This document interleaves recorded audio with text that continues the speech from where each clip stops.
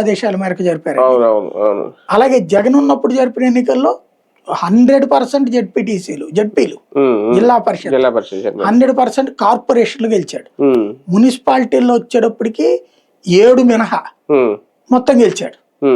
అదే సందర్భంలో సర్పంచులు 80% గెలిచారు జగన్ టైం. ఈ ట్రిప్ దాదాపుగా అంతే ఉంటది రివర్సల్. ఈ ట్రిప్ అదే ప్లేస్ లో టీడీపీ కూటమి ఉండొచ్చు. టీడీపీకి ఎక్కువ ప్లస్ పాయింట్లు ఉన్నాయా ఇప్పుడు? అంటే గ్రౌండ్ లెవెల్లో పవన్ కళ్యాణ్ చరిష్మా గానీ బీజేపీ కూడా ఎలాగే కలిసి వెళ్తుంది. గ్రౌండ్ లెవెల్లో గతంతో పోల్చుకుంటే ఇప్పుడు కాస్తంత బలం పెంచుకున్నట్టు అవుతుంది. నిజంగా ఎన్నికలు జరిగితే వీళ్ళకి అడ్వాంటేజ్, ఏకగ్రీవాలు జరిగిన అడ్వాంటేజ్, కూటమికే అడ్వాంటేజ్ ఉంటుంది. అవును. అంటే ఓట్లు వేస్తాం లెక్క చూసుకుంటే ఏంటో తెలుస్తుంది. ఇప్పుడు తెలంగాణలో కాంగ్రెస్ పార్టీ కమ్యూనిస్టులు కలిసి పోటీ చేశారు మన స్థానిక ఎన్నికల్లో. అదే సందర్భంలో బి టీమ్గా తెలుగుదేశం కూడా కలిసి ఉన్నట్టే వాళ్ళకి.